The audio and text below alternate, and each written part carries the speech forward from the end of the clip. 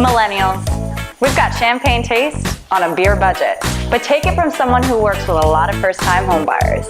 With some creativity and some tips and tricks from me, Chelsea, we can make your Pinterest dreams come to life. You're officially watching First-Time Homebuyers and DIYers.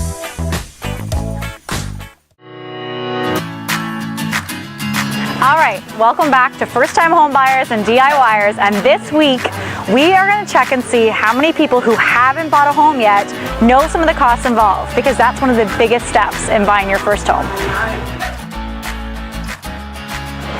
Okay, so I'm going to ask you a question. Haven't met him before. Do you currently own a home? No. If you were to buy a home, throughout the process, what are, guess a couple things that would cost you money during the transaction?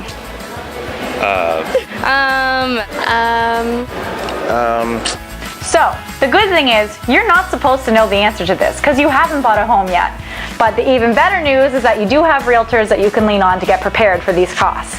I've written down 12 of the most common costs that come up or could come up in your transaction. Now let's see how many they can guess. Well, first of all, I'm a realtor. A realtor, okay. Yeah. Oh, a realtor? Okay, a realtor.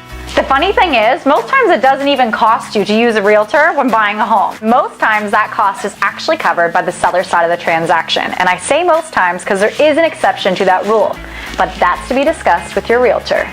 So could this be in terms of making a home, like buying land and stuff too, or just a home that's already built? A home that's already built, really good question. Okay. You'd have to pay for somebody to help you look for the home. Yeah. God, I don't know. I haven't done this yet in my life. Do you have to save up any money? Well, yeah, like down payments and There you stuff. go. Okay. You have to get it inspected. Good job. Okay, ding, ding, ding. What are a couple guesses, or do you know any of the costs involved in buying a home? No, I never thought about it. Okay, so we've guessed 2 out of the 12 items. So if you're looking to find out the next 10 items, then it sounds like you need to book an appointment with me so we can discuss all of your potential costs in buying your first home so you can be fully prepared. And cut. That's enough talking about saving money. Let's get on to the DIY. And now on to the DIY portion, which is refinishing furniture. So for a new bedroom, I definitely want to go with more of a lighter theme in there. So I don't want any more dark furniture, so I'm going to start off with this.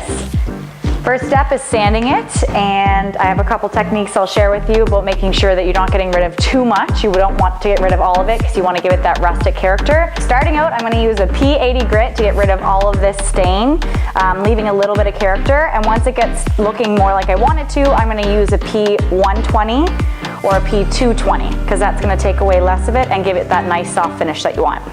One of the tips I really wanted to talk about is not being consistent with your sanding. You don't want big strips that are consistent the entire way because then it doesn't really look aged. Sometimes I knock off the edges. Start off really light when you're using the sander, and then in certain areas, like you can see down the middle here and on the end, I would push a little bit harder, but make sure you are not consistent. So now that I'm done sanding, I am going to move on to painting. But first of all, you need to take a rag or a cloth and wipe the entire thing down so there is no dust left on it before you start painting. So the next part is using, I think it's pronounced Annie Sloan chalk paint. You can find this at Rusty Hinges in Halifax. It does go a long way. I use this for all my other projects, and the reason why it goes a long way is you actually put in some paint, but then you mix in some water, and that's what gives you the washed look.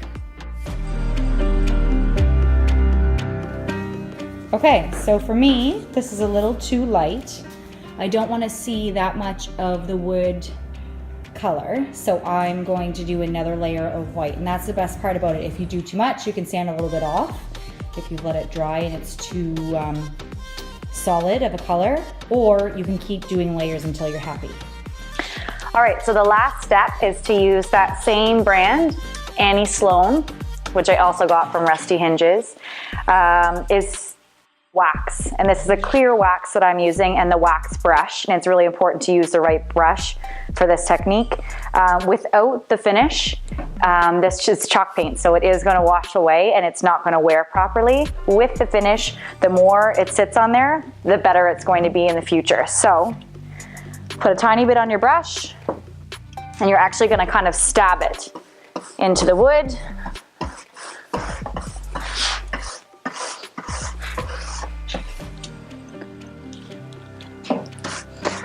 To make sure you're really getting it in there. And another thing that I wanted to point out is you might not want to take off quite as much finish when you're doing the step before with the paint, because it naturally takes off a little bit more when you're doing this process. So it is going to show more of the grain underneath your whitewash. And the last step is to get just a disposable cloth that's not going to leave any debris. I just got those at Walmart. And you're just going to really rub away that wax. So it gives you that nice finish on there. You're gonna have to press a little bit hard. You get a bit of an arm workout, but after it's done, it should feel pretty smooth. And it's going to get more smooth over time as well. So hopefully you enjoyed this, and in the next couple weeks you are going to see where we put all of our furniture in our new bedroom space.